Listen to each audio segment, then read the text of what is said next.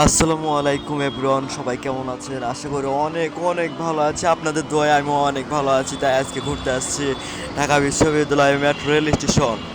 Metro rail স্টেশনের ভেতরে যে জায়গাটা দেখলে পুরো অবাক হয়ে যাবেন, তাই ভিডিওটি সম্পূর্ণ দেখবেন। মেট্রো রেল স্টেশনের ভেতরে যে এত সুন্দর জায়গা, এটা আমি কল্পনাও করতে পারিনি। তো দেখতে থাকেন আর ভিডিওটি বেশি বেশি শেয়ার করবেন আর আমাকে একটু সাপোর্ট করবেন।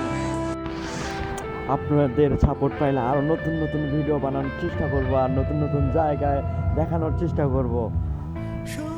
আর সামনের সপ্তাহে আমরা যাবো পুরান ঢাকা পানাম নগর।